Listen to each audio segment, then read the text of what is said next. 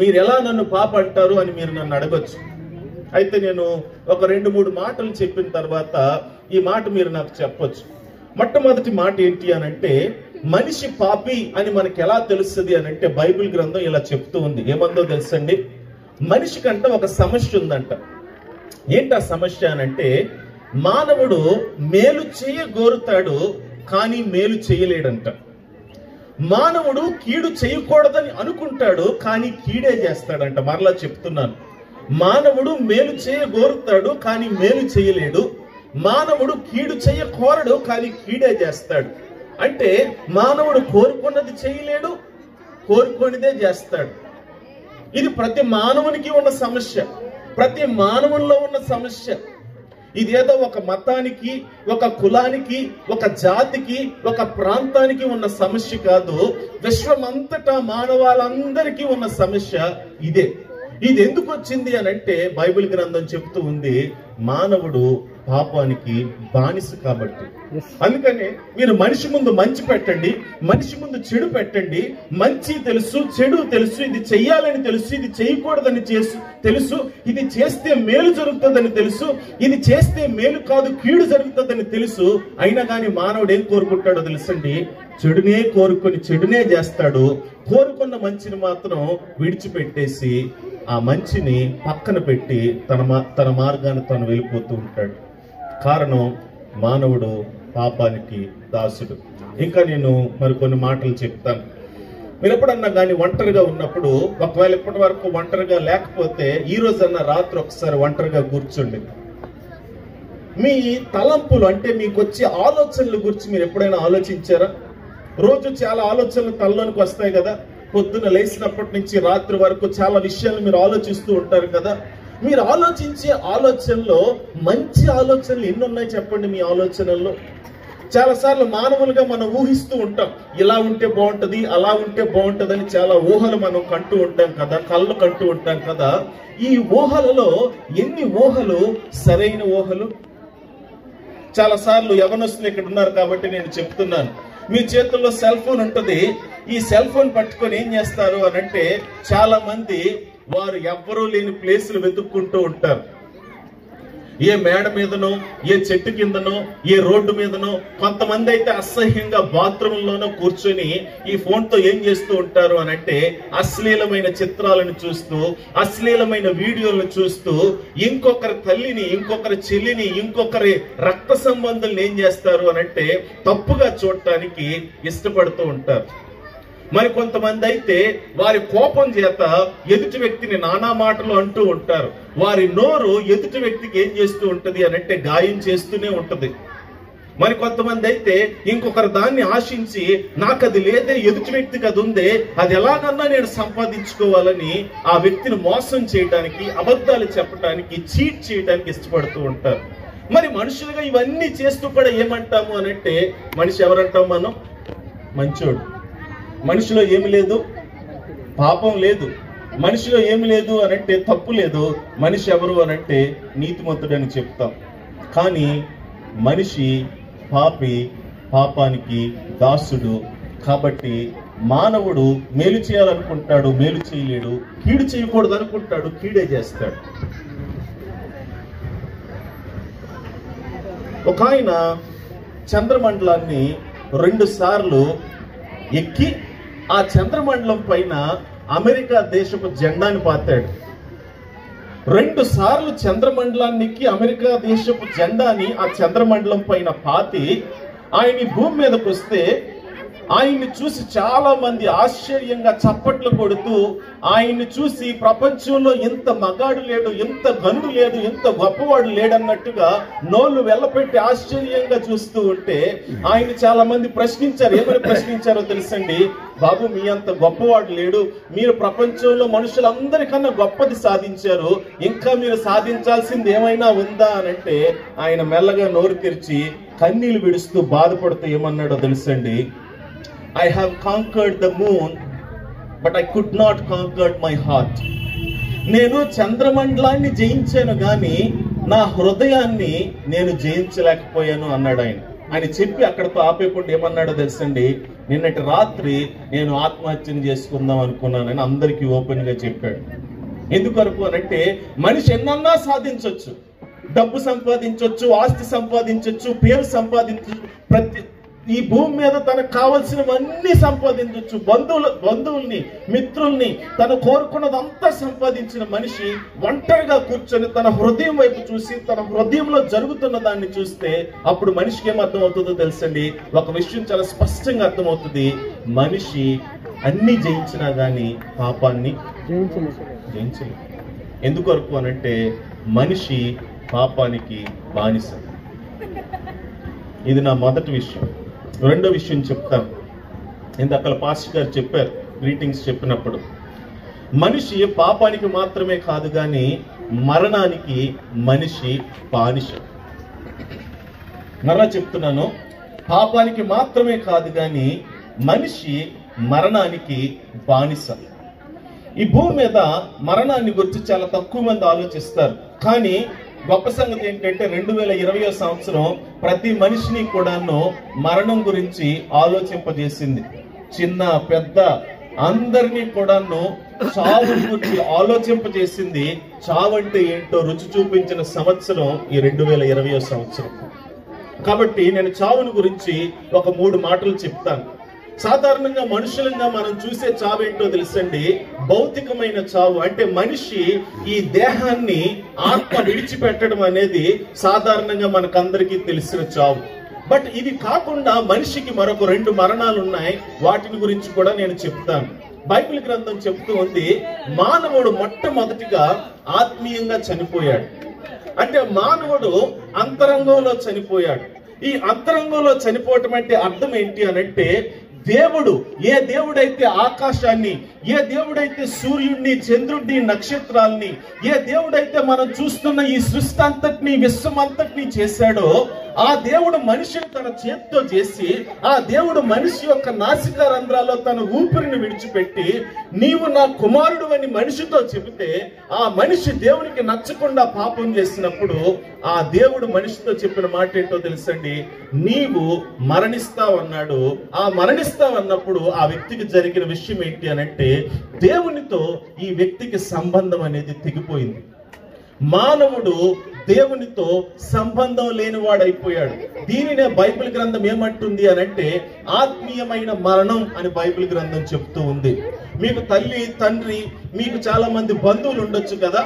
మీకు వారికి ఏదైనా పడలేదనుకోండి, గొడవ వచ్చింది అనుకోండి, ఈ గొడవ జరిగినప్పుడు ఏం జరుగుద్ది అనంటే బంధుత్వం ఉంది కదా, బంధుత్వం తెగిపోతుంది కదా, మాటలు ఉండవు, వారికి మనకి పలకరింపులు ఉండవు, వారికి మనకు రాకపోకలు ఉండవు, వారి త్రోవ వారిది, మన త్రోవ మనది. మనిషికి కూడా సరిగ్గా అదే జరిగిందండి. మనిషి పాపం చేసినప్పుడు మనిషికి జరిగినది ఏంటి అనంటే, సృష్టికర్త అయిన దేవుని నుంచి, నిజ దేవుని నుంచి, మిమ్మల్ని నన్ను చేసిన దేవుని నుండి మానవుడు ఏమైపోయాడు అనంటే వేరు అయిపోయాడు. ఇలా వేరైపోయిన మనిషి జీవితం ఎలా అయిపోయిందో తెలుసండి, ఆ మనిషి హృదయం, ఆ మనిషి యొక్క అంతరంగం ఖాళీ అయిపోయింది. మనిషి దాన్ని నింపుకోవడానికి చాలా ప్రయత్నాలు చేస్తూ ఉన్నాడు. నేను ఇందాక చెప్పినట్టుగా బైబిల్ గ్రంథంలో ఒక రాజుగారు ఉన్నారు. ఆయన పేరేంటో తెలుసండి, సొలొమోన్ అని పిలుస్తారు ఆయన్ని. ప్రపంచంలో ఉన్న రాజులందరికన్నా తెలివైన వాడు, ప్రపంచంలో ఉన్న రాజులందరికన్నా ధనవంతుడు, ప్రపంచంలో ఉన్న రాజులందరికన్నాను గొప్ప కవి, ప్రపంచంలో ఉన్న రాజులందరికన్నాను గొప్ప మేధావి. అటువంటి రాజు ఆనందాన్ని సంపాదించుకోవడానికి, సంతృప్తిని సంపాదించుకోవడానికి ఏమేమి చేశాడో తెలుసండి. మొట్టమొదటిగా తన సంతోషాన్ని ఎందులో వెతికాడు అనంటే జ్ఞానంలో వెతికాడు. అమ్మ, జ్ఞానం అంటే తెలుసు కదా, ఎక్కువగా చదువుకుంటే, ఎక్కువగా తెలివితేటలు సంపాదించుకుంటే మనిషి ఏమవుతాడు అనుకున్నాడో తెలుసండి. ఆయన నేను తృప్తి పొందుతాను, నేను సంతృప్తిగా ఉంటానని అనుకున్నాడు. ఆయన చాలా జ్ఞానాన్ని సంపాదించాడు, కానీ ఏం రాలేదో తెలుసండి, ఆయనకు సంతృప్తి రాలేదు. ఆయనకు అర్థమైంది జ్ఞానంలో సంతృప్తి లేదని. రెండో ప్రయత్నం మొదలు పెట్టాడు. ఆ ప్రయత్నం ఏంటో తెలుసండి, మద్యంలో సంతృప్తి ఉందేమో అనుకుని మద్యాన్ని సేవించడం మొదలు పెట్టాడు. ఎంత గొప్పగా మద్యం సేవించాడో తెలుసండి, అతడు పడుకొని లెగిసేది ఎప్పుడో, మరలా పడకకి ఎక్కేది ఎప్పుడో కూడా ఆయనకు తెలియకుండా బాటిల్ తర్వాత బాటిల్, బాటిల్ తర్వాత బాటిల్ తాగుతూనే ఉన్నాడు. చివరికి ఏమన్నాడో తెలుసండి, దాని ద్వారా నా ఆరోగ్యం క్షీణించిందే తప్ప నా హృదయానికి ఏం కలగలేదు, తృప్తి కలగలేదు అన్నాడు. సరే, ఈ 2 పద్ధతులు బాగులేవు, ఇంకేదో పద్ధతి కనిపెట్టాలని చెప్పి ఇప్పుడు మరొక పద్ధతి కనిపెట్టాడు. ఆ పద్ధతి ఏంటో తెలుసండి, నేను మంచిగా ఆస్తి కూడబెట్టుకుంటాను, బంగారంతో మంచాన్ని చేయించుకుంటాను, బంగారంతో సింహాసనాన్ని చేయించుకుంటాను, బంగారంతో నా ఇంటికి నేను డిజైనింగ్ చేసుకుంటాను, నేను చెట్లను నాటిస్తాను, తోటలు నాటిస్తాను, నేను నా కొరకు మంచి కోటలను కట్టుకుంటానని వస్తువుల్లో ఆయన ఆనందాన్ని వెతికాడు, సంతృప్తిని వెతికాడు, బాగా కట్టించుకున్నాడు. అందులో కూడా ఆయనకి సంతృప్తి దొరకలేదు. ఇలా కాదు, ఇంకొక మార్గాన్ని వెతుకుతామని 4వ మార్గం ఏంటో తెలుసండి. అమ్మ జాగ్రత్తగా వినండి, 4వ మార్గం ఏంటో తెలుసండి. ఆయన 700 మందిని ఉంచుకున్నాడు, 300 మందిని పెళ్లి చేసుకున్నాడు. ఒక పురుషుడు 700 మందిని ఉంచుకున్నాడు, 300 మందిని పెళ్లి చేసుకున్నాడు. అంటే 1000 మంది స్త్రీలతో ఆయనకి ఏముందో తెలుసండి, సంబంధం ఉంది ఒక పురుషునికి. అందులో సంతోషం ఉందేమో, అందులో సంతృప్తి ఉందేమో, అలా చేస్తే నా హృదయం నిండుతుందేమో అని 1000 మందితో కలిసి జీవించడం మొదలు పెడితే ఒక మాట అన్నాడు. ఏమన్నాడో తెలుసండి, మరణం కన్నా బాధకరమైనది ఏదైనా ఉంది అని అంటే అది ఒకరికన్నా ఎక్కువ మంది స్త్రీలతో కలిసి జీవించటం. ఇలా ఎన్ని ప్రయత్నాలు చేసినా ఆయనకి సంతోషం దొరకలేదు. చివరికి ఏమంటాడో తెలుసండి, నిజ దేవుణ్ణి తెలుసుకొని ఆ నిజ దేవుణ్ణి నమ్మి ఆయన మాటకు లోబడటం కన్నా ఈ భూమి మీద సంతృప్తి ఏదీ లేదని చెప్పాడు ఆయన. అమ్మ, మీ కొరకే నేను ఈ మాట చెప్తున్నాను.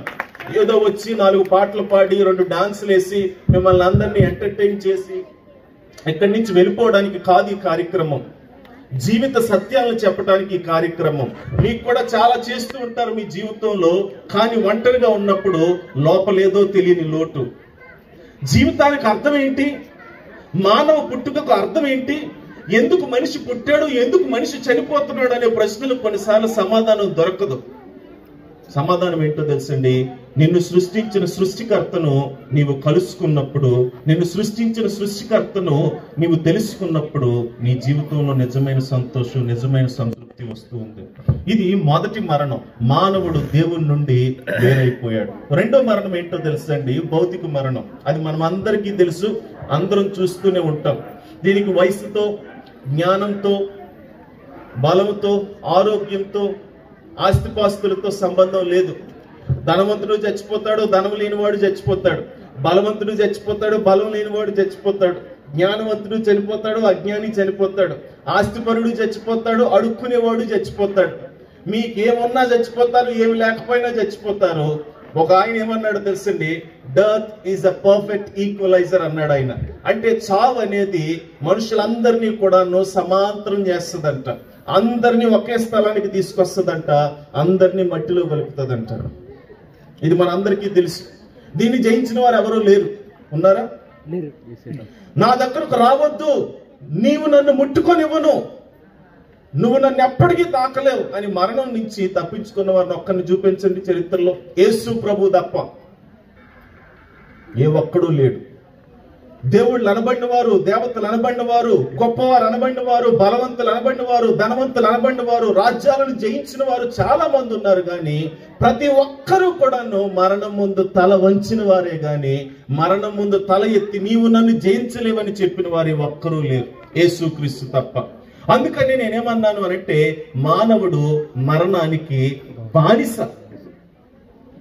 మొదటిది అంతరంగంలో మనిషి చనిపోయాడు, రెండోది భౌతికంగా చనిపోతున్నాడు, మూడోది ఏంటో తెలుసండి, మానవునికి యుగ యుగాలు చనిపోయే ప్రమాదం ఉంది.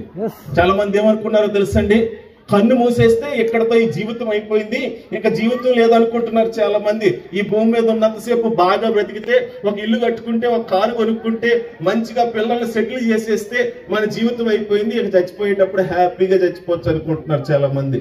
హ్యాపీగా చచ్చిపోరు. చచ్చిపోయే ముందు ప్రతి వారికి ఒక ప్రశ్న ఉంటుంది, జాగ్రత్తగా వినండి అమ్మా. నేను చచ్చిపోతే ఎక్కడికి వెళ్తాను?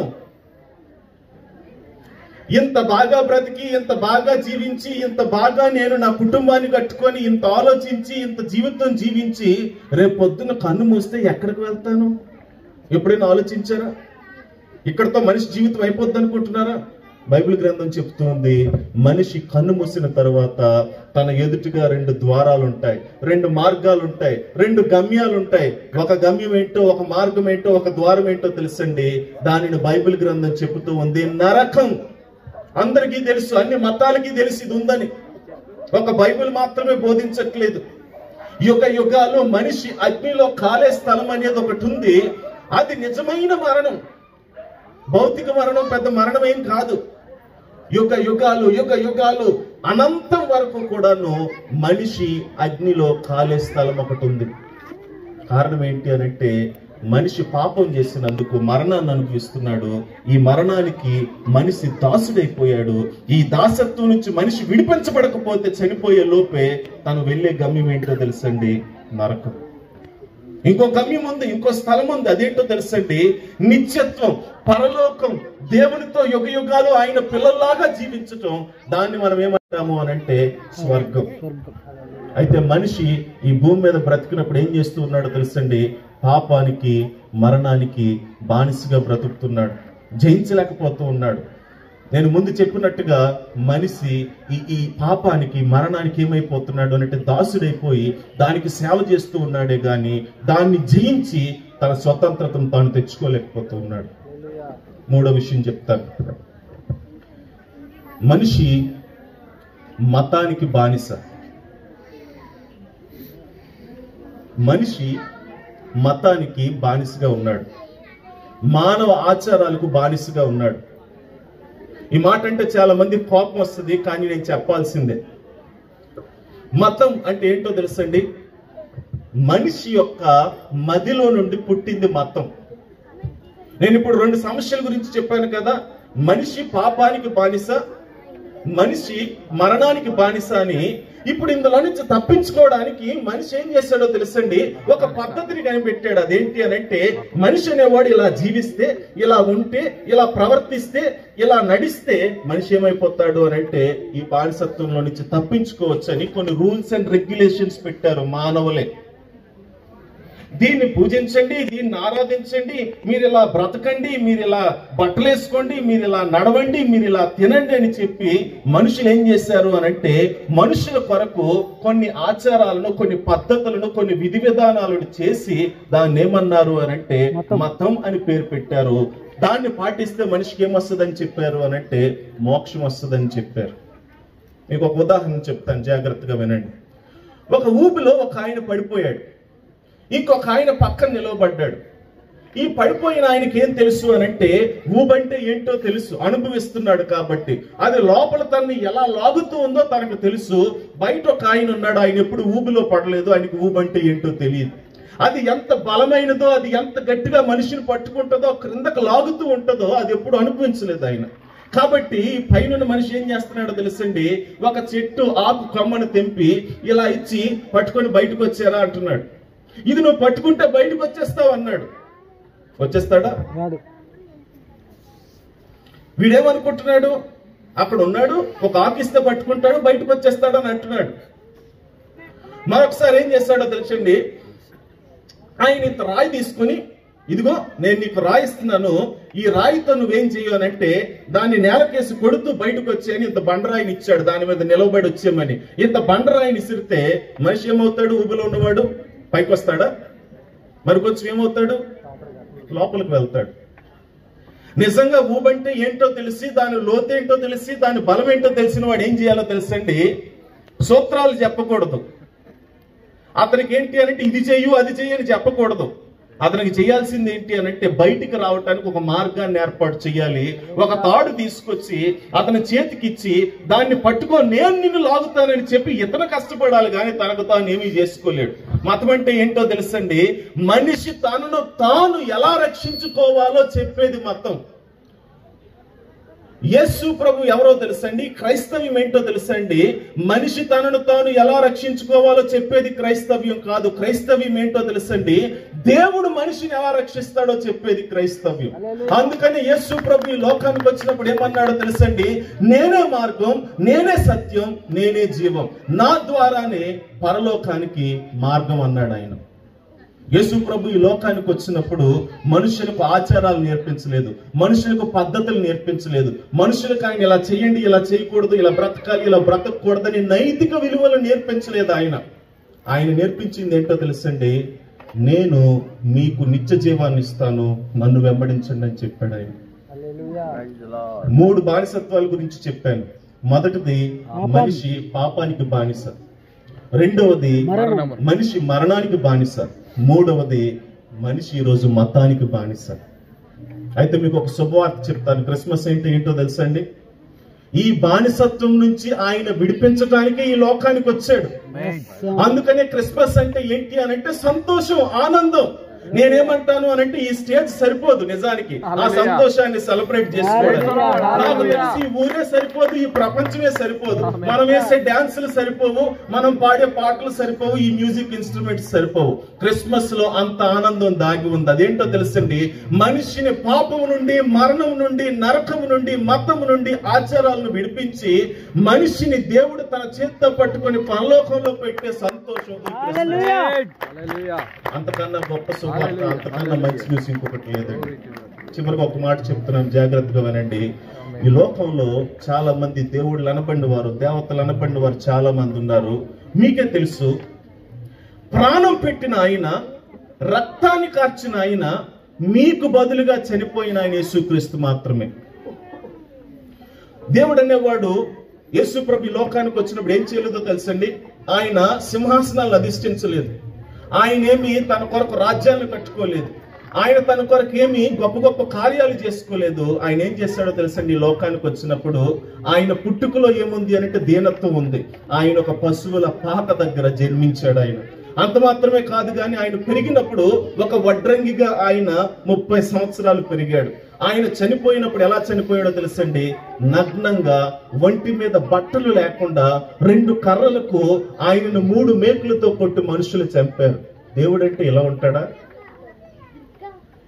దేవుడంటే అలా ఉంటాడని మనం అనుకుంటే, దేవుడంటే ఎలా ఉంటాడని బైబిల్ చెప్తుందో తెలుసండి, ఆయన మన కొరకు ప్రాణం పెట్టాడని చెప్తుంది. కారణం ఏంటో తెలుసండి, మీ పాపాన్ని, మీ మరణాన్ని మీరు జయించలేని ఆ దేవుని నీతిని యేసు ప్రభు ఏం చేశాడో తెలుసండి, ఆయన భరించి, ఆయన సిలువ పైన వహించి మానవాళ్ళందరికీ ఏమని పిలిపిస్తూ ఉన్నాడు అని అంటే, నా యందు విశ్వాసముంచు ప్రతి వాడును నశింపక నిత్య జీవం పొందునని ఆయన వాగ్దానం చేస్తూ ఉన్నాడు. మనం ఏం చేయక్కర్లేదండి. యేసు ప్రభునందు నిత్య జీవం పొందాలి అని అంటే కష్టపడాల్సింది ఏమీ లేదు. అది చేస్తే రక్షణ వస్తుంది, ఇది చేస్తే రక్షణ వస్తుంది, అది చేస్తే మోక్షం వస్తుంది, ఇది చేస్తే మోక్షం వస్తుంది అని బైబిల్ చెప్పట్లేదు. యేసు ప్రభు మీ కొరకు పుట్టాడు, యేసు ప్రభు మీ కొరకు చనిపోయాడు, యేసు ప్రభు మీ కొరకు మరణాన్ని జయించి తిరిగి లేచాడు. ఆయనను నమ్మి నీవు నిజమైన దేవుడవు, నిన్ను వెంబడిస్తే నిత్య జీవం వస్తుందని చెప్పినప్పుడు మీరు నిత్య జీవానికి వారసులు. హల్లెలూయా. ఈ మాట చెప్పడానికి మీ దగ్గరకు మేము వచ్చాం. అన్నింటికన్నా మనిషిని సంతోషం ఇచ్చేది ఏంటో తెలుసండి, జయించలేని పాపం, జయించలేని మరణం, జయించలేని ఆచారాలను జయించి రేపు నేను చనిపోతే ఎక్కడికి వెళ్తానో నాకు తెలిసినప్పుడు అంతకన్నా సంతోషం ఏముంది? బైబిల్లో ఒక మంచి మాట ఉంది, ఆ మంచి మాట చెప్పి నేను ముగిస్తాను. బైబిల్లో ఒక ఆయన, పౌలని ఆయన, ఒక ఆయన ఉన్నాడు. ఇలా అన్నాడు, ఏమన్నాడో తెలుసండి, నా మట్టుకు బ్రతుకుట క్రీస్తు, చావైతే లాభం. చావు చాలా మందికి ఏంటో తెలుసండి, భయాన్ని పుట్టిస్తుంది. చావు చాలా మందికి నష్టాన్ని కలిగిస్తుంది. కానీ ప్రపంచంలో చావు వల్ల లాభం పొందే వ్యక్తులు ఎవరైనా ఉన్నారు అని అంటే యేసు ప్రభువుని నమ్ముకున్న వారు. మీకు తెలుసా, ఒక సర్వేలో ఏం జరిగిందో తెలుసండి, ఈ మధ్యన కరోనా వచ్చింది కదా, 300 మంది కరోనా రాకుండా ఆరోగ్యంగా ఉంటూనే 300 మంది మన భారతదేశంలో చనిపోయారంట. కారణం ఏంటి అని అంటే మరణ భయం. అది వచ్చేస్తుందేమో, అది వచ్చేస్తే నేను ఏమైపోతానో, నా లోపల ఏమైపోతుందో, నా కుటుంబం ఏమైపోతుందో అని చెప్పి భయానికి 300 మంది చచ్చిపోయారంట మన దేశంలో. మనిషికి మరణం అంతగా పీడిస్తూ ఉంది. ఇందులో నుంచి విడిపించేది ఎవరో తెలుసండి, నీవు చనిపోయిన తర్వాత ఎక్కడికి వెళ్తావో నీకు తెలిస్తే నీకు ఆ భయం ఉండదు. యేసు ప్రభు అందుకొరకు ఈ లోకానికి వచ్చాడు. మనందరికీ చెప్తున్న మాట ఏంటో తెలుసండి, మిమ్మల్ని నేను విడిపిస్తాను, పాప, మరణ, మత బానిసత్వాల్లో నుండి విడిపించి నిత్య జీవాన్ని నేను మీకు ఇస్తానని వాగ్దానం చేస్తున్నాడు. ప్రార్థన చేసుకుందాం.